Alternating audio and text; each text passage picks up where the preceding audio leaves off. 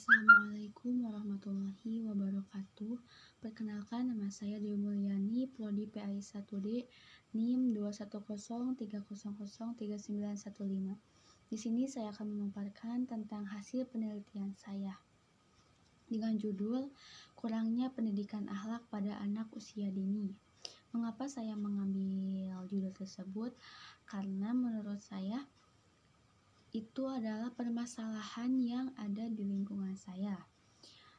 Adapun kerangka karangannya, yang pertama bab 1 pendahuluan, bab 2 kerangka teori, bab 3 metode penelitian, yang keempat hasil penelitian, dan yang terakhir kesimpulan.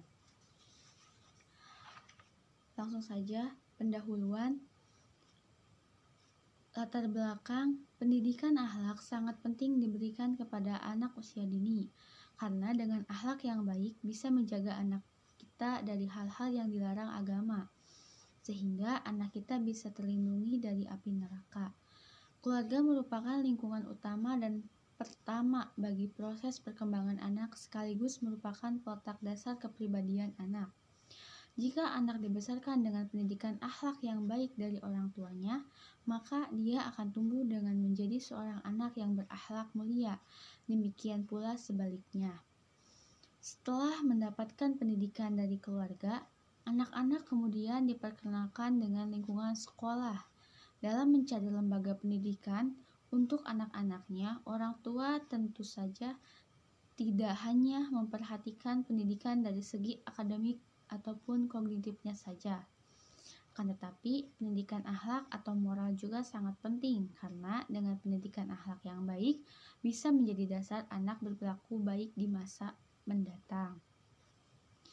Di Indonesia sendiri saat ini yang menjadi permasalahan yakni semakin merosotnya akhlak masyarakat yang menjadi salah satu keprihatinan. Globalisasi kebudayaan sering dianggap sebagai salah satu penyebab kemerosotan akhlak tersebut. Memang kemajuan filsafat, syair, dan teknologi telah menghasilkan kebudayaan yang semakin maju. Namun, kebudayaan yang semakin mengglobal itu ternyata sangat berdampak terhadap aspek moral manusia itu sendiri, termasuk anak usia dini. Pendidikan yang berkonsep Islami akan membuat anak memiliki filter dalam perilaku sosialnya. Anak akan mampu melaksanakan yang baik dan menghindari hal-hal yang buruk.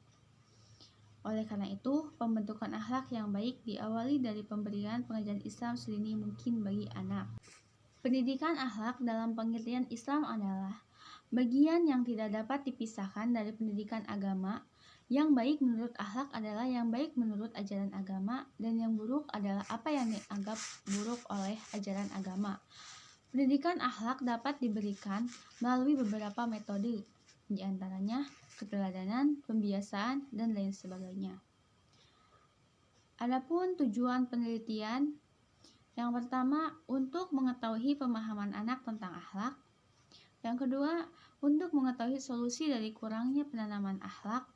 Yang ketiga, faktor yang menghambat dan juga faktor yang mendukung dalam proses pendidikan akhlak. Adapun rumusan masalahnya yaitu yang pertama, penyebab kurangnya pendidikan akhlak pada anak usia dini. Yang kedua, apa faktor terhambatnya pendidikan akhlak.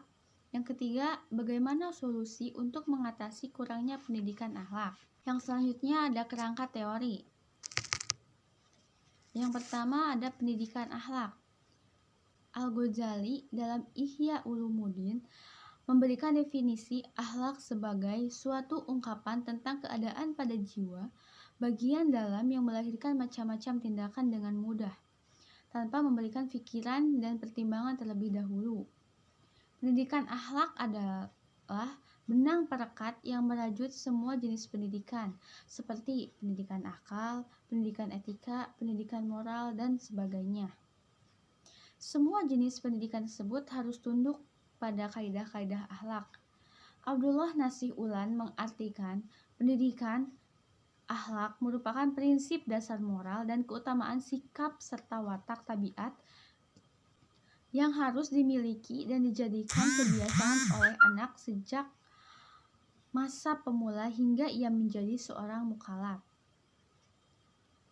yakni siap mengarungi lautan kehidupan. Yang kedua ada pengertian anak usia dini. Menurut Mansur, anak usia dini adalah kelompok anak yang berada dalam proses pertumbuhan dan perkembangan yang bersifat unik. Mereka memiliki pola pertumbuhan dan perkembangan yang khusus sesuai dengan tingkat pertumbuhan dan perkembangannya. Mansur 2005 halaman 88. Anak usia dini adalah yang berusia 0,1 tahun atau sejak dilahirkan sampai 6 tahun yang diupayakan dalam pemberian rangsangan pendidikan untuk membantu pertumbuhan dan perkembangan jasmani dan rohani. Berdasarkan uraian di atas, maka anak usia dini menurut peneliti adalah anak usia 0-5 tahun yang banyak memerlukan perhatian dan kasih sayang dari orang-orang sekitarnya untuk fase tumbuh kembang selanjutnya. Yang selanjutnya ada metode penelitian. Penelitian ini merupakan penelitian lapangan dan menggunakan deskriptif kualitatif, yaitu mendeskripsikan data yang dikumpulkan berupa kata-kata, data yang berasal dari naskah, wawancara, catatan lapangan, dokumen, dan sebagainya, kemudian dideskripsikan sehingga dapat memberikan kejelasan terhadap kenyataan atau realitas. Dalam penelitian ini, mendeskripsikan data yang diperoleh dari hasil wawancara, catatan yang kemudian dideskripsikan sehingga dapat memberikan kejelasan tentang metode pendidikan akhlak pada anak usia dini di Al-Ikhlas Purwadadi. Yang selanjutnya ada hasil penelitian. Hasil penelitian yang diperoleh adalah kurangnya perhatian terhadap anak didik dan banyaknya pengaruh dari lingkungan masyarakat sehingga kurangnya akhlak pada anak-anak. Selain itu, kurangnya pemantauan orang tua yang menyebabkan anak terasa bebas. Yang selanjutnya ada solusi masalah. Dari hasil penelitian di atas, dapat diperoleh solusi sebagai berikut. Yang pertama, mencoba metode baru yang lebih dipahami oleh anak-anak. Beberapa metode yang sudah saya temukan yang tepat untuk diberikan pada anak usia dini. Yang pertama ada metode keteladanan. Metode keteladanan merupakan salah satu metode pembelajaran yang ampuh dibandingkan metode yang lain. Rasulullah SAW bersabda, "Ibda binafsika," mulailah dari dirimu sendiri. Maksud dari sabda beliau adalah memulai segala sesuatu sebaiknya dimulai dari diri sendiri terlebih dahulu. Apabila kita menginginkan anak didik kita berkata sopan, maka kita sebagai pendidik harus memulainya terlebih dahulu. Keteladanan mempunyai pengaruh yang cukup besar dalam pembentukan moral, etos, spiritual, dan sosial pada anak didik. Pendidik merupakan panutan dan teladan bagi anak didik, karena apa yang dilakukan anak didik, baik itu tindak tanduk, sopan satunya, bahkan perkataannya, meniru dari apa yang pendidik lakukan, dan hal itu akan tertanam dalam kepribadian anak. Jadi, metode keteladanan ini bisa dimulai dari seorang pendidik. Yang selanjutnya ada metode cerita menggunakan kisah Quran. Al-Quran merupakan sumber ajaran Islam, di dalamnya mengandung berbagai petunjuk untuk manusia yang disajikan dalam berbagai bentuk, antara lain melalui bentuk kisah atau cerita. Terakhir ada metode motivasi. Manusia memiliki semangat yang terkadang naik dan turun, sehingga pada saat manusia dalam kondisi semangatnya turun, ia perlu dimotivasi. Manusia memiliki potensi yang apabila dimotivasi, ia akan menunjukkan kinerja yang lebih. Motivasi memberikan dampak yang sangat baik dan positif bagi perkembangan jiwa manusia, terutama perkembangan pendidikan anak. Masa anak-anak merupakan masa yang pasang surut dalam hal belajar, maka metode motivasi harus selalu diberikan kepada mereka. Yang terakhir ada kesimpulan.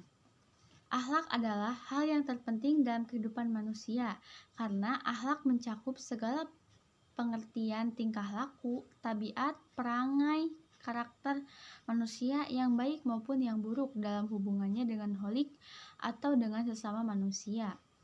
Akhlak ini merupakan hal yang paling penting dalam pembentukan akhlakul karimah seorang manusia, dan manusia yang paling baik budi pekertinya adalah Rasulullah SAW. Demikian yang dapat saya sampaikan, kurang lebihnya mohon maaf.